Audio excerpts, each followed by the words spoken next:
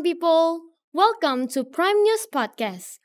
I am Kasrina Equin Angli from Senior Haiwan Robert Kiyosaki, and here's my partner. My name is Christian Fransti from Senior High 2 Rene Descartes. So today, we are going to have a very special guest. He is a man, matured, handsome, and quite popular as a regent. Oops, I should not tell you guys too much about it, because guess what? He is here with us now. Welcome Bapak Dharma Wijaya as the Regent of Sergei. Selamat datang Pak, apa kabarnya? Sehat. Ya baik ya Pak ya, terima kasih udah meluangkan waktu untuk bisa datang ke Prime One School. Okay, so Prime people, you may know that Bapak ini orangnya sangat aktif dalam sosial media ya Pak. Iya. Dalam menginformasikan pembangunan yang ada di Kabupaten Serdang Bedagai. Iya benar. Nah, pada awal 2022 ya Pak, Bapak dinobatkan sebagai Bupati terpopuler ke-8 sekaligus yang paling berpengaruh pada tahun 2021. Nah, jadi kita mau tanya nih Pak, apa sih perasaan Bapak telah dinobatkan dengan posisi tersebut? Sebenarnya kita itu terpopuler itu bukan karena kita itu buat di berita atau di medsos, tapi karena setiap hari berkunjung ke lapangan sehingga ketemu dengan rakyat, sehingga ketika kita sampai di lapangan, di daerah ataupun di desa, rakyat langsung respon. Jadi kebetulan mereka itu waktu itu ada banjir yang ada di 5 kecamatan. Saya itu aktif hampir setiap hari, bahkan setiap sore, malam, pagi kami berkunjung. Sehingga jumpa rakyatnya senang kita jumpai. Sehingga setiap orang ngajak berfoto, dia sendiri yang naikkan di medsos. Nah, jadi dia naikkan medsos, ditambah juga ada media yang membantu kita juga mungkin. Jadi itu terjalin. Jadi sehingga banyak yang merespon itu. Nah, karena kan setiap kita singgah di posko, banyak pengungsi. Jadi pengungsi itu terus menyambut kita. Kita di situ ikut makan dengan pengungsi, kita di situ ikut bantu masak, seperti itu. Jadi rakyat itu merasa terbantu seperti itu. Itu sebenarnya yang membuat kita itu populer. Dan pembangunan memang kita prioritaskan juga di infrastruktur seperti itu. Itulah cara-cara kita, kebetulan memang situasi keadaannya. Bukan kita itu mengupdate ataupun apa, tidak. Tetapi memang dibantu juga memang. Tetapi karena kita turun ke lapangan seperti itu. Terima kasih. Wow, sangat menginspirasi ya Pak ya. Dan juga dari Bapak kita juga bisa mendapatkan beberapa contoh-contoh yang baik. Maksudnya populer itu bukan harus dari media sosial sendiri, cuman dengan turun ke lapangan dan benar-benar ingin bantu rakyat ya Pak ya, yang waktu itu pas terkena banjir ya Pak ya. Jadi itu benar-benar memang sangat memotivasi kami juga ya. Oke, jadi Bapak juga waktu itu saya dengar ada dapat penghargaan ya Pak ya, dari UISU Universitas Islam Sumatera Utara tentang Technopreneur Birokrasi, karena program Bapak berhasil dalam penggemukan sapi untuk pertahanan pangan. Jadi itu boleh diceritakan sedikit gak Pak mengenai hal tersebut? Boleh. Jadi kan ketika itu kita pandemi ya. Kita ketika pandemi, kita inflasi pasti itu kan. Jadi apa yang harus kita lakukan di masa pandemi itu?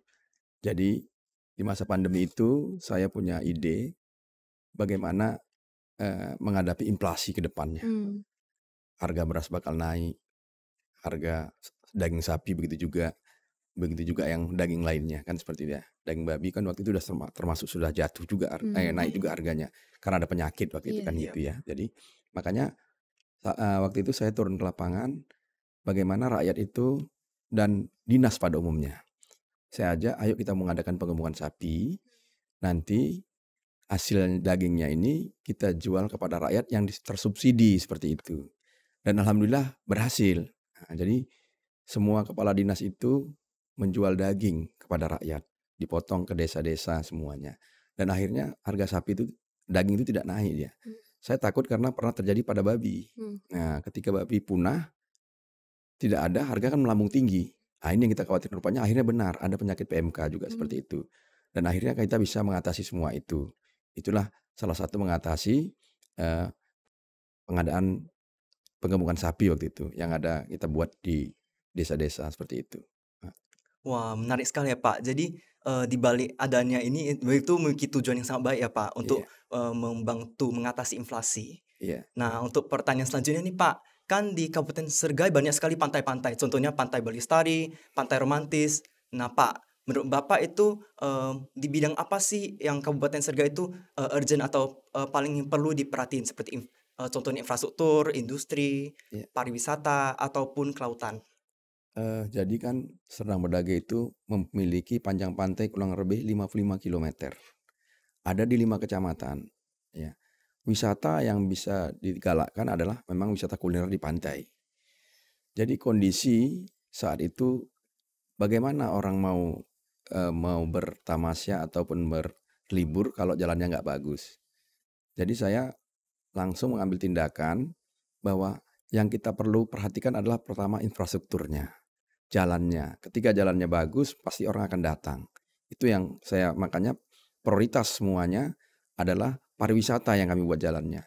Kemarin salah satu wisata kita yang mendapat dari Kementerian Pariwisata, kita juga terpopuler dan terbaik dan malah mendapatkan hadiah di Menteri Pariwisata dari Pak Sandiaga Uno, yaitu Arung Jeram di desa Pispis, Kecamatan Pispis, Desa Buluduri. Itu salah satunya. Infrastrukturnya semua kita perbaiki dan akhirnya banyak pengunjung yang datang dan itu mendapat PAD bagi desa juga bagi pemerintah. Sama juga hal panti yang tadi adik sebutkan tadi. Itu sekarang kita perbaiki semua infrastrukturnya. Jadi caranya untuk menarik pariwisata, untuk menarik orang supaya datang memang terutama adalah infrastruktur jalannya. Itu salah satunya. Terima kasih. Wow, berarti itu memang sangat benar ya Pak ya juga ya untuk pariwisata itu kebanyakan orang kalau infrastrukturnya, jalannya ke sana, aksesnya udah memang mudah, udah enak sekali, pasti makin banyak pengunjung yang Iya, ingin mengunjungi tempat pariwisata tersebut ya Pak ya. iya, iya benar. Oke, jadi saya juga pernah dengar ini Pak tentang inovasi cetak sawah mandiri ya Pak ya. Ah, itu boleh lagi juga Pak dielaborasikan lebih lanjut mengenai hal itu. Eh, Cetak sawah mandiri itu bermula memang sudah ada, perbubnya sudah ada, Hmm. ya, tahun 2016.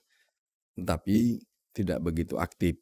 Tapi setelah saya menjadi bupati, itu saya aktifkan. Karena apa?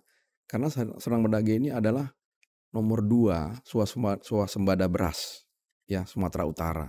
Setelah Deli Serdang, itu pun kalah kalah luas lahannya. Nah, tetapi yang kami dapat beberapa tahun ini kan ada pembangunan jalan tol. Jalan tol itu ada kurang lebih di Serdang Bedagai itu ada hampir 60 kilometer. Dari Lubuk Pakam sampai Rampah itu 40 sampai Tebing 40 kilometer. Dari Tebing menuju Simalungun dan menuju Batubara itu ada kurang lebih 2 tempat itu 40 kilometer. Jadi banyak lahan sawah yang dijadikan jalan tol. Jadi untuk supaya swasembada itu bertahan, kita harus cetak sawah baru. Nah, tidak bisa kita biarkan begitu saja dan akhirnya mereka yang tanahnya tadi kena tol, mereka kita suruh beli juga sawah dan mencetak sawah. Dan akhirnya mereka mau. Maka terjadilah cetak sawah mandiri. Cetak sawah mandiri itu mereka mencetak sawah secara mandiri. Tapi kita menyiapkan alat beratnya, ekskavatornya. Itu kita siapkan. Tapi kalau untuk minyaknya dan mungkin operatornya dibiayai oleh petani tersebut. Jadi kita memberikan kemudahan, kita kasih alat beratnya, mereka cetak seperti itu. Dan alhamdulillah dengan kita buat seperti itu memang kita salah satu menerima anugerah kebudayaan dari pusat dalam hal cetak sawah mandiri. Salah satu inovasinya. Karena tidak menghilangkan sawah yang sudah hilang tetapi membuat baru lagi seperti itu. Itu yang kami kerjakan. Terima kasih. Wah, berarti Kabupaten Serdang Bedagai tidak hanya memiliki potensi pariwisata, tapi Ya, juga memiliki potensi di bidang pertanian. pertanian. Ya benar, Contohnya seperti padi, ubi kayu, dan jagung itu benar. banyak sekali ya Pak di kecamatan-kecamatannya ya Pak. Benar. Ya. Nah, kita punya pertanyaan Pak, apa sih kebijakan ekonomi Bapak mengenai potensi pertanian tersebut? Ya, karena kita kurang lebih 190.000 hektar itu, 100.000 hektar itu adalah dikelola oleh perkebunan, kelapa sawit, ubi kayu, yang sekarang ini yang tinggal di karet ada beberapa. 40.000 hektar itu adalah padi. ada padi di situ. Tapi yang beririgasi hanya sekitar 30.000 hektar. Jadi untuk mengatasi itu, bagaimana perekonomian itu tumbuh dan bagaimana orang mau bertani dan semuanya bisa berkesinambungan, saya membuatkan kalau pertanian dia seperti padi, irigasinya harus kita perbaikin. Jalan produksinya, itu semuanya kita perbaikin. Dan kalau dia sawit, itu semua jalan semua kita perbaiki. Karena jalannya sudah bagus, ekonominya pasti memudahkan semuanya. Biaya kosnya menjadi kecil. Orang tidak lagi biaya itu berbelit-belit istilahnya kalau birokrasi. Dia langsung bisa ke lapangan. Kalau selama ini pakai truk langsir, harus bayar kos sekian, tapi sekarang tidak. Itulah untuk menghidupkan para petani kita dan menghidupkan ekonomi kita. Jadi kalau ubi kayu kurang lebih ada 20.000 hektar, itu juga kita mudahkan semua jalan-jalannya semuanya. Itu yang kami lakukan sekarang sehingga petani mudah semuanya. Terima kasih. Oke Pak, semoga kebijakan tersebut dapat dicapai dengan sukses ya Pak. Iya. Nah, untuk pertanyaan terakhir nih Pak, siapa sih tokoh yang menginspirasikan Bapak? Saya kalau tokoh itu yang sekarang ini yang pekerja keras itu yang kita contoh adalah Pak Ahok. Itu salah satu, saya meniru kerja dia yang tanpa lelah. Ya memang harus seperti itulah kalau kita pemerintah. Ya yang kedua Ibu Risma. Ya yang sekarang Ibu Menteri Sosial, Wali Kota Surabaya. Itu perlu juga dicontoh. Jadi pejabat itu memang harus cerewet dan harus banyak ngomong. Tapi ya jangan berlebih juga gitu. Nanti nggak bagus juga jadinya kan Iya, gitu. Pak. Tapi memang harus seperti itu. Sampai sekarang tokoh idola saya mereka berdua. Terima kasih. Wow, keren sekali ya Pak ya. Jadi kita juga berharap semua Prime People bisa terinspirasi dan juga termotivasi ya oleh percakapan hari ini podcast bersama Bapak. Oke Pak, jadi sebelum kita mengakhiri podcast kita hari ini, kita akan bermain game kecil-kecilan ya Pak ya. Ya. Oke, jadi gamenya itu misalnya Christian akan mengucapkan satu kata dan Bapak akan melanjuti dengan satu kata yang artinya ada berhubungan gitu. Ya. Contohnya, Contoh ya Pak, bentar. Kopi, susu, ayam. goreng gitu. Gitu Pak. Ya. Nah, saya akan berikan 5 kata ya Pak. Medan, Baik, Segai, maju terus. Indonesia, Tumbuh. ikan, Hiu. Preman School. Hebat luar biasa. Wah, hebat sekali Pak. Keren sekali ya. Iya Pak. Okay, so Prime People, this marks the end of our podcast. I hope that all of you can get inspired and can get motivation by the things that we've communicated today with Pak Dharma Wijaya. So Prime People, remember, when learning is purposeful, confidence blossoms. When confidence blossoms, thinking emanates. When thinking emanates, knowledge is fully lit. When knowledge is lit, economy flourishes. So this is the end of our podcast. See you guys in the next podcast. Bye. Bye.